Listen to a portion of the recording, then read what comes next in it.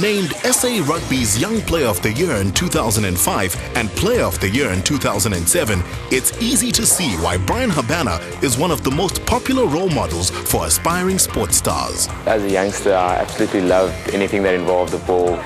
At primary school, played a lot of soccer, did a bit of athletics, but it was just fun to do sports. And then sort of grew into rugby, and a big influence was probably the 1995 World Cup, having it in South Africa and having Francois Pienaar and his team go on to win it, and being a part of it all. My dad took me out of school for the first time ever, and I was lucky enough to be in Ellis Park with my dad watching the final when Joel Stransky kicked that drop kick over. It's probably instilled a little bit inside of me that I wanted to do the same one day. It's been a long journey, but one that I've absolutely loved, and one that I've been very blessed to be involved in every step of the way. It's a typical question that a lot of kids get asked these days is, how much pressure is too much? I think it's got to be an individual case for each and every child. I think each and every child is different. Each and every child has their own unique needs and capabilities that they are aware of, and I think that's got to be taken into consideration with any parent, with any child. At the end of the day, you don't want to be doing something if you're not happy. And I think, when you're not happy, it's not only going to be showing, in your schoolwork, in your friends' circle, but it'll be showing in whatever sports you're doing. So, yeah, I think it's a good question to ask yourself, not only as a parent, but as a child as well, when you actually are participating. I'd urge every kid to really make sure that they're doing it for the right reasons. To prolong your career, you have to be sure you can be mentally refreshed, as much as possible to be able to achieve not only success, but to achieve greatness. And there's not many people out there that can go from being a kid to being a professional sportsman. It is a difficult task, and it's something that's probably nurtured over a very long period of time to get up to the top. And they always say, if you're good enough, you will rise to the top, and it doesn't matter what age you are. Playing sport has great benefits for children.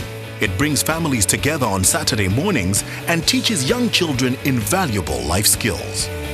I'd encourage kids at primary school to participate in sport purely for fun and enjoyment, and to getting out and just experiencing a variety of sports. However, I do feel from a 12, 13-year-old could become competitive if they are particularly talented in a sport, and sort of that will to win should be encouraged a little bit more. However, I'd still encourage them to do one winter sport and one summer sport in high school, and not that one sport consume their lives totally.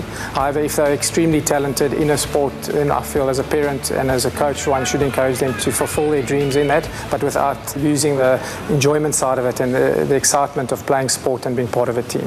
Professional athletes are subjected to grueling training schedules, which are all-consuming.